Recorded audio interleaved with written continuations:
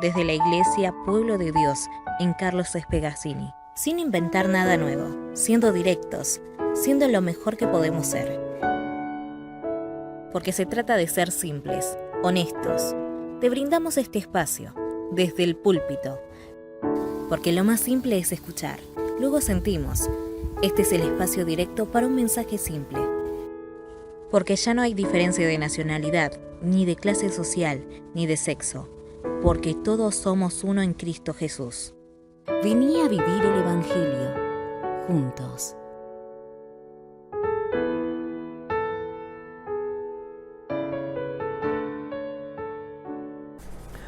Bueno, amados, continuamos con esto.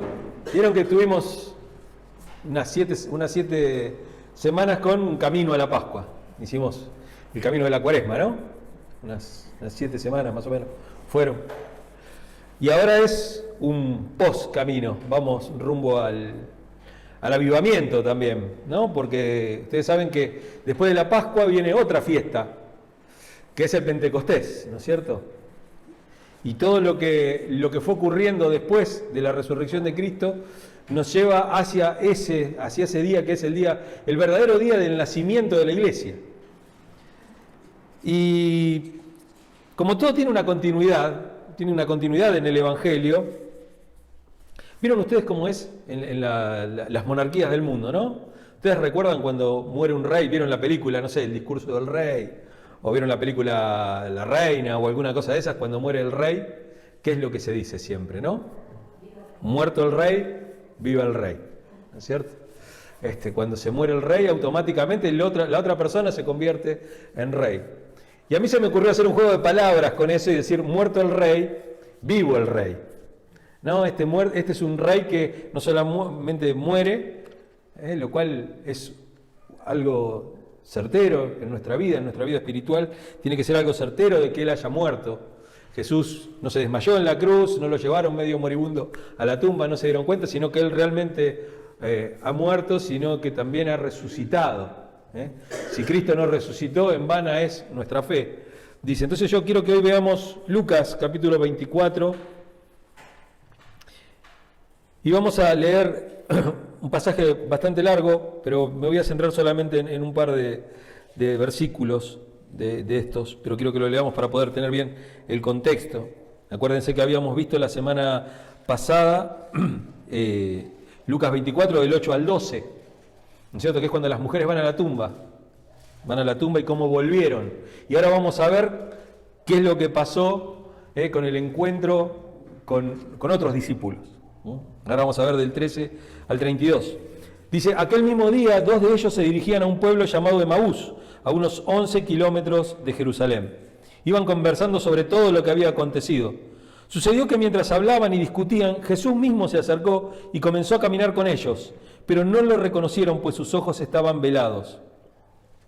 ¿Qué vienen discutiendo por el camino?, les preguntó. Se detuvieron cabizbajos. Uno de ellos, llamado Cleofas, le dijo, ¿eres tú el único peregrino en Jerusalén que no se ha enterado de todo lo que ha pasado recientemente? ¿Qué es lo que ha pasado?, les preguntó. Lo de Jesús de Nazaret. Era un profeta poderoso en obras y en palabras delante de Dios y de todo el pueblo. Los jefes de los sacerdotes y nuestros gobernantes lo entregaron para ser condenado a muerte y lo crucificaron. Pero nosotros abrigábamos la esperanza de que Él era quien redimiera a Israel. Es más, ya hace 3 días que sucedió todo esto. También algunas mujeres de nuestro grupo nos dejaron asombrados. Esta mañana muy temprano fueron al sepulcro, pero no hallaron su cuerpo. Cuando volvieron nos contaron que se les había aparecido unos ángeles, quienes les dijeron que Él está vivo. Algunos de nuestros compañeros fueron después al sepulcro y lo encontraron tal como lo habían dicho las mujeres, pero a Él no lo vieron. ¡Qué torpes son ustedes!, les dijo, y qué tardos de corazón para creer todo lo que han dicho los profetas.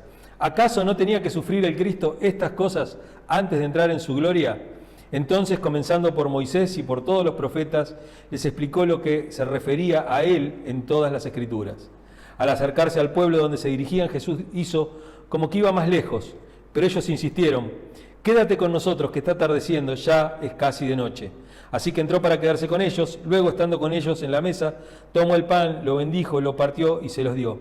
Entonces se les abrieron los ojos y lo reconocieron, pero él desapareció. Se decían el uno al otro, ¿No ardía nuestro corazón mientras conversaba con nosotros en el camino y nos explicaba las Escrituras? Texto precioso, texto que tiene muchísimas cosas, ¿no? que a veces las pasamos por alto, porque como los textos por lo general siempre leemos de a poquito o vamos leyendo solamente una parte del texto sin ver el contexto general, se complica un poco y nos perdemos algunas cosas, ¿no? Por ejemplo, que ese fue un día de victoria, un día de ser victorioso, porque la resurrección fue algo único, algo que solamente creo que el único día que puede compararse con ese es el día de la creación, esa explosión, ¿no es cierto?, desde donde no hay nada, donde está Dios en la inmensidad y de repente son creadas todas las cosas. Es algo crítico, ¿no es cierto? Es algo que explota y que nos abre un mundo de posibilidades, nos abre el universo. En ese mismo momento de la resurrección también nos da a nosotros la vida eterna. Porque si Él no ha resucitado, en vano creemos, ¿no es cierto? Nosotros, pero un día donde todo se soluciona. El día de su resurrección es un día donde todo se soluciona. El poder sobre la muerte, sobre el pecado, sobre todas esas cosas, queda deshecho. Solamente por la resurrección. Y qué raro porque los discípulos están dudando ahí, ¿no? Acuérdense, lo vimos la semana pasada, cuando dice en el 11, el versículo 11 de Lucas 24 dice, pero a los discípulos el relato les pareció una tontería, así que no le creyeron. ¿No? Las mujeres fueron con esta noticia y ellos no le creyeron. ¿No es cierto? Es una tontería, ¿no? ¿Cómo va a resucitar? ¿Qué es eso? No creemos. Y así, esa era la forma en que iban. Acuérdense cómo van acá. Dice acá que van desanimados, que van cabizbajos. Los discípulos dudan. Ahora, los enemigos creen. Los enemigos sí que creen. Fíjense, cuando el soldado romano, el centurión romano, ve todas esas cosas y dice, este verdaderamente es el Hijo de Dios. Cuando ven que el soldado que estaba custodiando la puerta estaba dormido, que se había quedado dormido, que la piedra se había movido y que el cuerpo no estaba,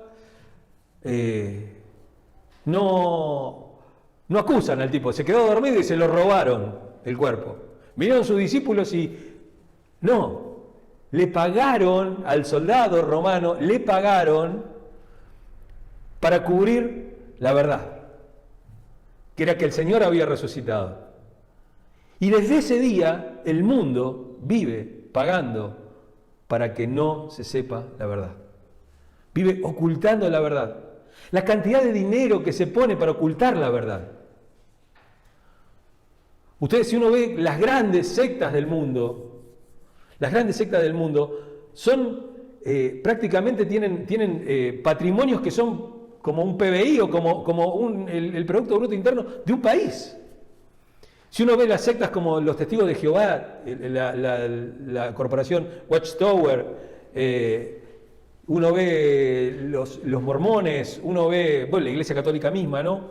En el sentido de cómo todo tapa, cómo todo la cantidad de dinero que se pone para tapar la verdad.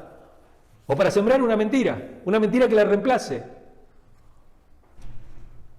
Como durante muchos años el comunismo, el nazismo, todo sigue siendo exactamente lo mismo. Es dinero de arcas de personas que intentan tapar la verdad.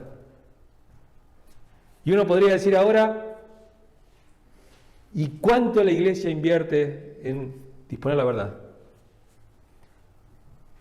¿Cuántos de ustedes en el último tiempo ha comprado una Biblia para poder darle a alguien? ¿No es cierto? ¿Cuántos estoy haciendo lo mínimo, ¿no es cierto? ¿O cuántos de ustedes fueron como hablamos siempre, ¿no?, del ministerio hospitalario, al hospital a comprarle un agua mineral a alguien que está enfermo? Y ha invertido tiempo, ha invertido dinero, ha invertido fuerzas. ¿Cuántos de nosotros, no es cierto? Mientras tanto, Hay corporaciones en el mundo que desde ese día, están tratando de ocultar la verdad. Siempre tratando de ocultar la verdad. ¿Pero por qué? Porque ellos creen. Ellos creen que el Evangelio puede cambiar al mundo, y si el mundo cambia, los negocios se les acaban.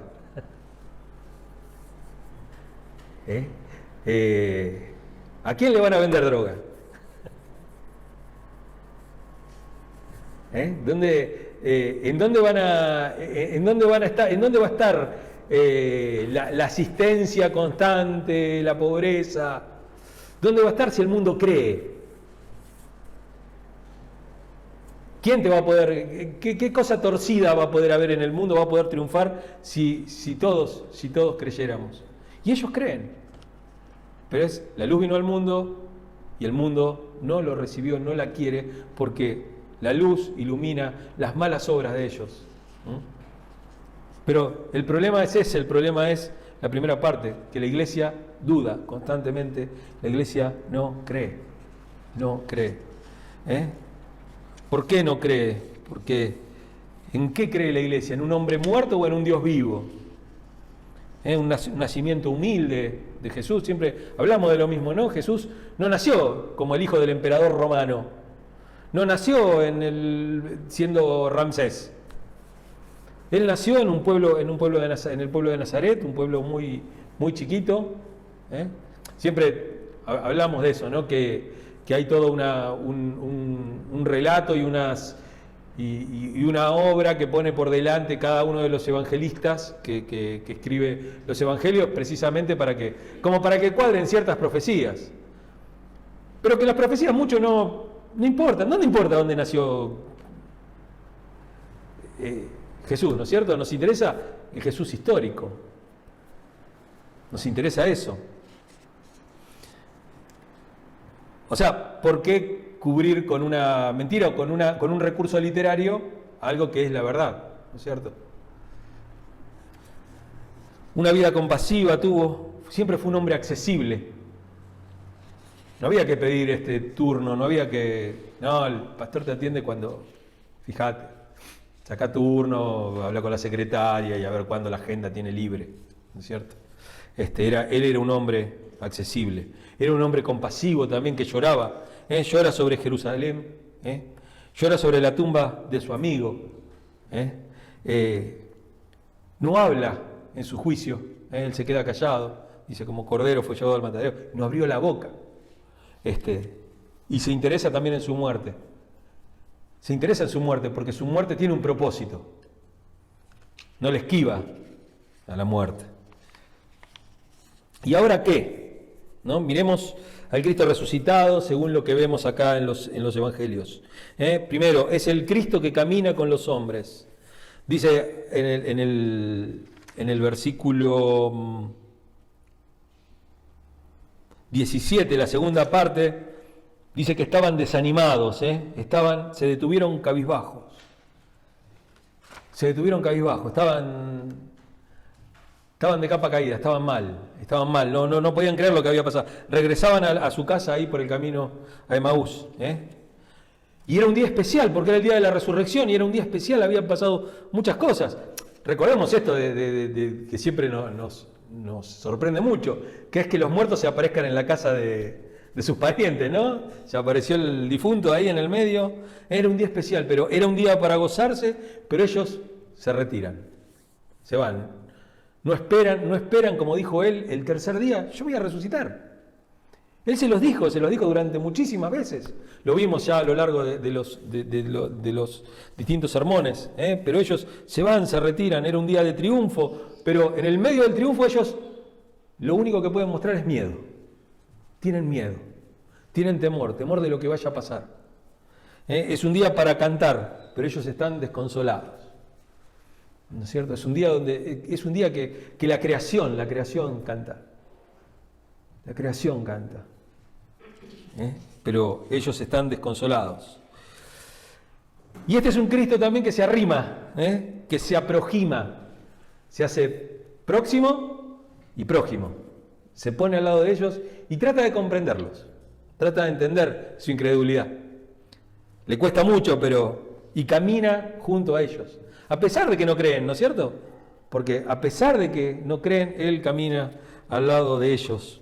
La resurrección, el que Cristo haya sido distinto, porque incluso era hasta físicamente Jesús era distinto, porque ellos no lo podían reconocer. Tenía algo distinto, había algo distinto en Jesús. Y es que estaba pronto a reentronizarse, a volver otra vez a la derecha del Padre. Pero no cambió la humanidad de Cristo eso. Puede haber cambiado el aspecto, pero no la humanidad.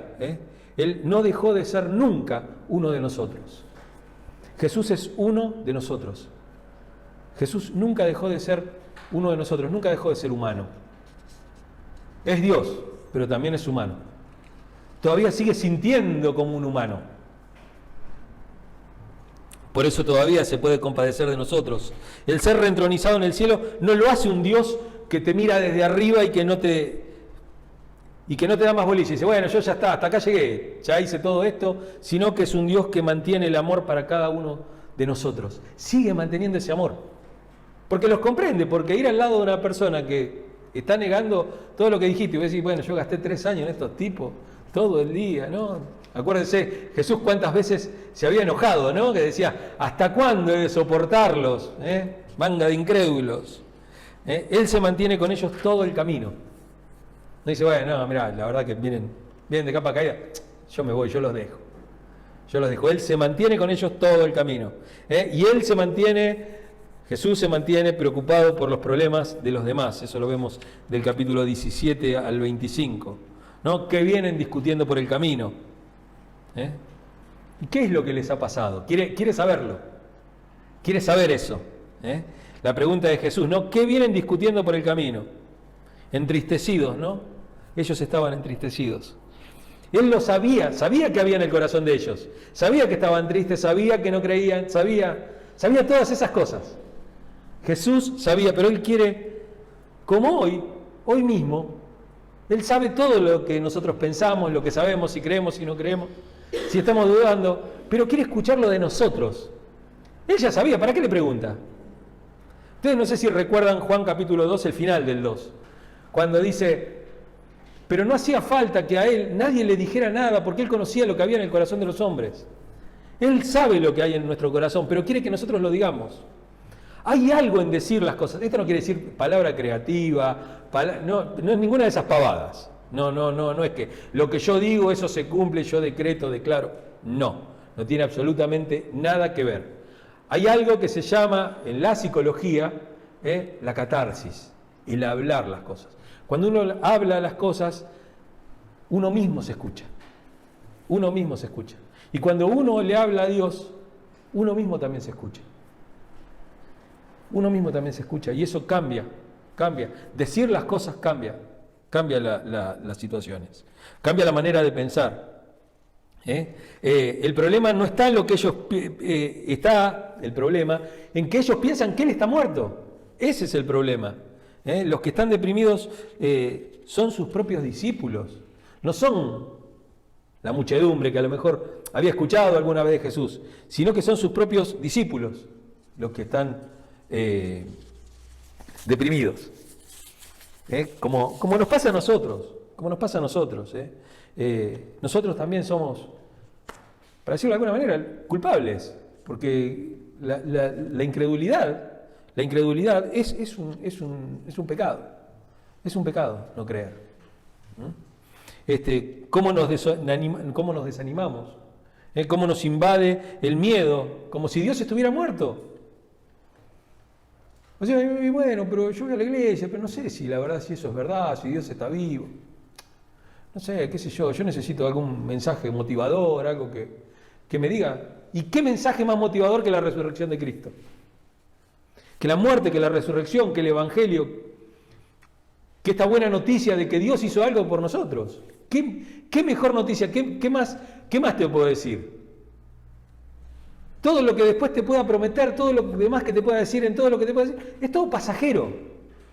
¿Qué te voy a decir? Vas a estar contento, vas a estar feliz, vas a estar bárbaro, vas a estar así, cantando, todo. Esos son momentos de la vida.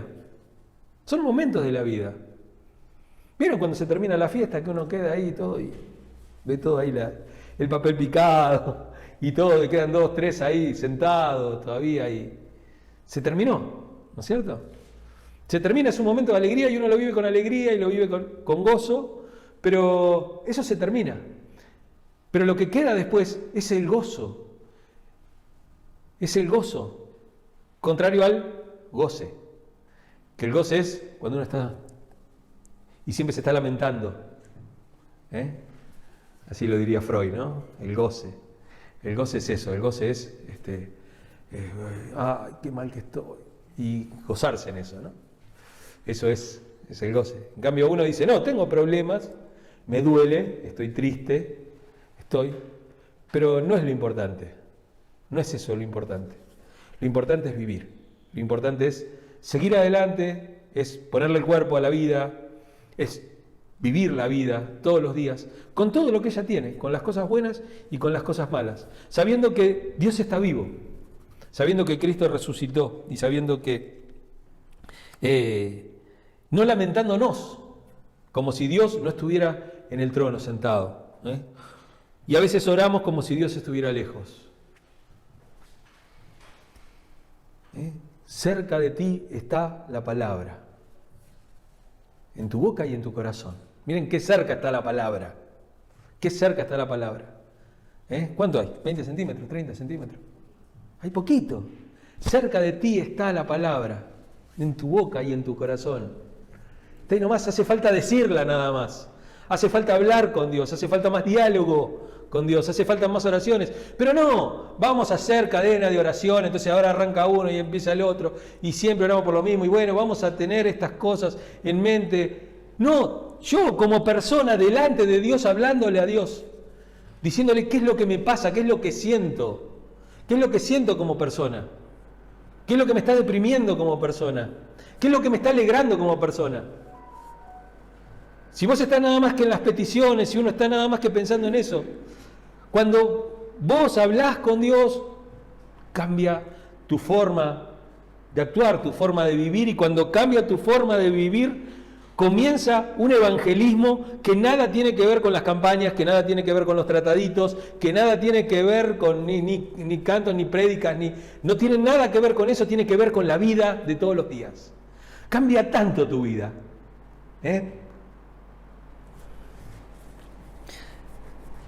Pero Él vive, y eso es lo que tenemos que recordar.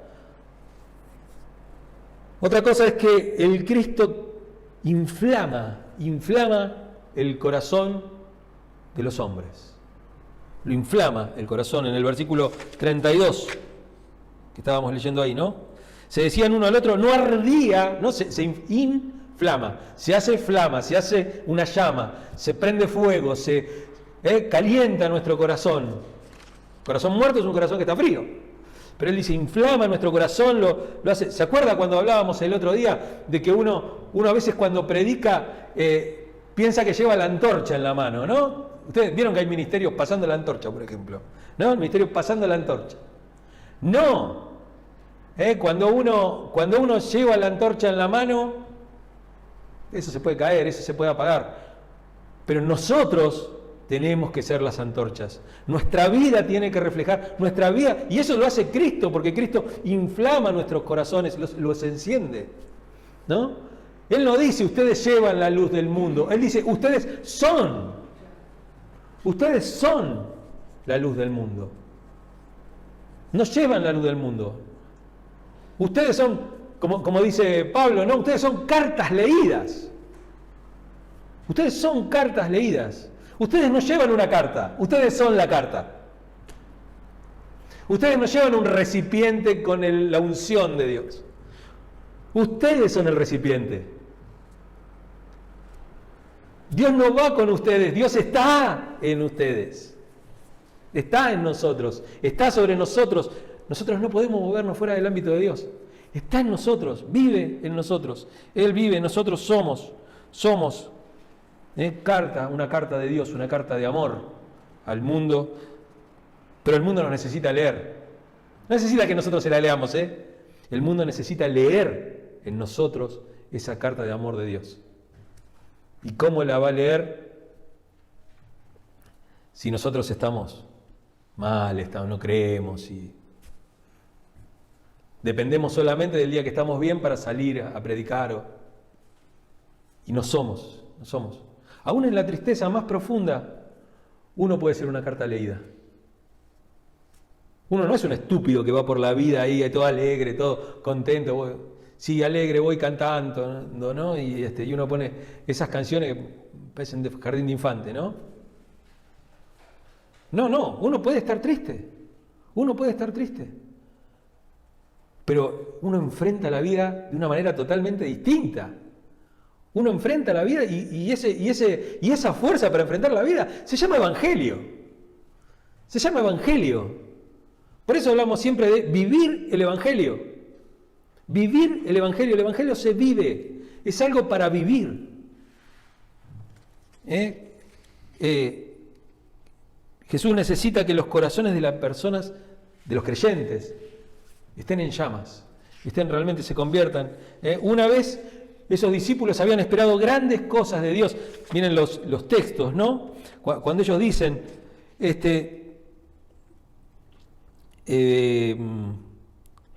pero en el versículo 21, pero nosotros abrigábamos la esperanza de que era Él quien redimiría a Israel.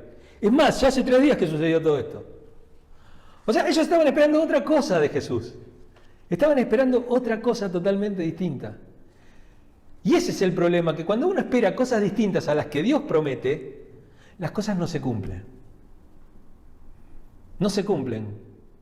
Por más que uno la diga con la boca, por más que uno diga que tenga palabra de fe, por más que uno diga que decreta, declara y todo, si algo no está dentro de la voluntad de Dios, no es su responsabilidad cumplirla. No es responsabilidad cumplir esa palabra. No, lo que pasa es que vos no sabés, un día yo pacté y el pastor oró y me oró y todo, y bueno, y yo me sané, o yo me conseguí trabajo, o yo pasó tal cosa. Pero son cosas que pueden pasar o que no pueden pasar. A lo mejor justo de casualidad daba que era la voluntad de Dios. Pero cuando no se cumplen, y Dios no cumplió. No, pero cuando es la voluntad de Dios, cuando uno ora la voluntad de Dios, cuando uno se da cuenta que no es esto, y nosotros esperábamos que Él fuera el que liberaría a Israel. Y Él nunca le dijo eso. Él dijo, yo he venido para que tengan vida, y que tengan vida en abundancia. He venido para que no tengan miedo. He venido para que no teman. He venido para que su gozo sea permanente, permanezca en ustedes el gozo. No le dijo nada. O sea, fíjense, no le dijo nada que fuera mentira, no les prometió nada de esas cosas que a veces tratamos de buscar como evangélicos, ¿no? Esas cosas que tratamos de buscar como evangélicos. Él no les dice, miren, en la casa de mi padre muchas moradas hay. Si así no fuera, yo se los diría.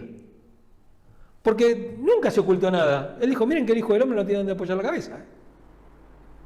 Miren que al lado mío, si a mí me persiguen, a ustedes ni les cuento. O sea, nunca dijo nada.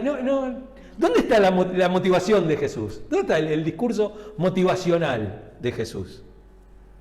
¿Dónde está la charla TED de Jesús? ¿No es cierto? De ese mensaje motivacional ahí, de que no, vamos todos para adelante, vamos todos para allá, porque nosotros vamos a lograr. ¿Dónde está eso? ¿Dónde está eso? Si cuando a alguien se le viene a acercar para ser el discípulo, él lo primero que le dice, él dice, fíjate si vas a poder mantener esa palabra, ¿no? Dice, ¿quién no se pone poniéndose a construir primero no se fija si tiene todo lo necesario? No va a ser cosa que se quede a mitad de camino. Esas son las palabras de Jesús. Una vez esperaban, ¿no? El milagro de la salvación y ahora dudaban de la resurrección. No se dieron cuenta que no podía pasar una cosa sin la otra. Fueron lentos para creer. Qué lentos que son para creer, le dijo Jesús, ¿no? Qué lentos que son para creer, ¿no? Antes estaban apasionados, entusiasmados, ahora estaban todos desalentados, y lo único que les quedaba era recordaban días mejores. Ay, cuando yo...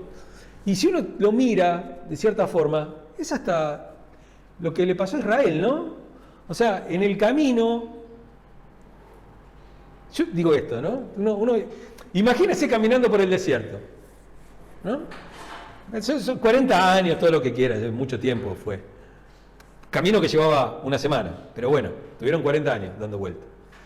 Pero uno dice, salí con el mayor ejército del planeta corriéndome, y yo salí con la mano vacía. Pues llevaban armas, llevaban animales, llevaban riquezas, llevaban animales, pero hay algo que no llevaban, armas. No tenían nada con qué defenderse. Y ellos vieron cómo una columna de fuego los defendió del ejército. A uno los alumbraba y a los otros los aterrorizaba, dice la palabra de Dios. Dice que esa columna de fuego, del lado donde estaban los judíos que estaban saliendo de Egipto, los alumbraba, los protegía, y del otro lado dice que era aterrorizante lo que veían del otro lado. Esas dos caras de Dios, ¿no es cierto? Vieron eso, vieron abrirse el Mar Rojo, cruzaron en seco, los que estaban atrás quedaron todos sepultados. Todo durante el día en el medio del desierto, no sé cuántos grados hace a la sombra ahí, pero si acá hace 40, imagínense ahí cuánto debe hacer, ¿no? 60 grados, 55 grados, ¿a qué sombra? ¿A qué sombra? Digo, pues no hay nada ahí, ¿no? Y hay que caminar y uno ve para todos lados. Y sin embargo una nube los cubría del sol. Y sin embargo les daba de comer todos los días, y sin embargo, fueron viendo eso, y sin embargo estaban en el medio y decían, uy, cómo extraño los ajos y las cebollas de Egipto. Y acá exactamente lo mismo, ¿no? Uy, ¿te acordás cuando Jesús multiplicaba los panes? Qué lindo que era eso, ¿no? Pero ahora tenemos vida eterna, resucitó, está sentado Pero qué lindo que era cuando nos daba de comer, cuando comíamos todos juntos, ¿no? O sea, te quieres llevar a un nivel de relación superior y vos querés seguir allá. Ellos siempre recordaban días mejores. Pero Jesús les encendió el corazón, les inflamó el corazón. Y lo hizo llevándolo a la Biblia, llevándolos a la palabra de Dios. Fíjense, dice, entonces, versículo 27, entonces comenzando por Moisés y por todos los profetas les explicó lo que se refería a él en todas las Escrituras. Por medio de la palabra de Dios. Por medio de esto, por medio de la palabra de Dios. No por medio de las señales, no, por medio de la palabra de Dios. Él les explicó. No, bueno, pero mandate un milagrito acá, hace algo. No sé, multiplicó unos panes, hace algo acá, dale. ¿No? ¿Qué era lo que le pedían los incrédulos? Dice, los incrédulos demandan señal. Dice Jesús, pero la única señal que hay, de todas las señales que hizo, la única señal auténtica, verdadera y que tiene verdadero propósito y que tiene verdadera perpetuidad es, destruyan este templo, destruyan este cuerpo y en 3 días va a resucitar. Y yo lo voy a reconstruir en 3 días. Y eso es permanente, ese milagro es un milagro permanente. Le mostró las heridas de sus manos, ¿no es cierto? Le mostró las heridas de sus manos. Y la pregunta es si está nuestro corazón ardiendo por Cristo, si realmente está ardiendo por Cristo o está ardiendo por esos recuerdos que tenemos de tiempos mejores.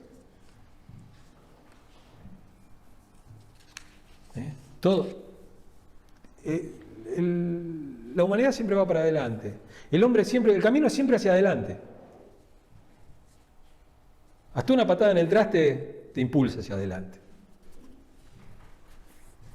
Siempre, siempre, siempre es avanzar, siempre es hacia adelante el camino. Corazones fogosos, quiere Jesús, vidas cambiadas, con un cambio de dirección. ¿Qué hizo Jesús? Se agarró y se fue con ellos y los sentó alrededor de una mesa y partió el pan y ahí se dieron cuenta. Y eso habla de que los hizo buscar la compañía de otros cristianos. Mantengámonos juntos, dice él. Y les aseguró su poder. Él le dijo, yo soy el mismo, soy yo. Eso es lo que busca Jesús, corazones encendidos por un Dios vivo, por un Dios que está buscando inflamar nuestros corazones, por medio de la palabra de Dios, y que quiere que nuestra vida cambie, que seamos antorchas, que seamos luz, que seamos cartas leídas. Eso es lo que quiere Dios de nosotros. Quiere que aún en la tristeza, no es que vas a estar alegre todo el día, Pero aún en la tristeza, aún cuando el mundo te dé vuelta la cara, aún cuando el mundo... Yo sé en quién he creído. Yo sé que Cristo no solamente está vivo, sino que está sentado a la derecha del Padre. Y no solamente que sabe las cosas, sino que las quiere escuchar. Aún pesado como soy, con todas, como lo hablamos siempre, necesitamos empezar nuestro camino en nuestra humanidad. Ninguno de nosotros es un Cristo en miniatura, ninguno de nosotros tiene... No. Somos hombres y mujeres, seres humanos, con millones de defectos, miserias, malos pensamientos, y aún así, Jesús quiere escucharnos, quiere que nosotros le contemos lo que nos pasa, quiere inflamar nuestros corazones, quiere enseñarnos su palabra. El otro día hablaba con alguien y me decía, yo cumplo con mi compromiso con la iglesia es aprender. Y el tema es que el compromiso con la iglesia es no solamente aprender, sino que es enseñar.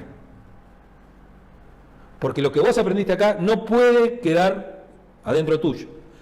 Tiene que ir más allá. Siempre hay alguien que sabe menos que nosotros. Siempre hay alguien que sabe menos que nosotros. Y ninguno se la sabe toda.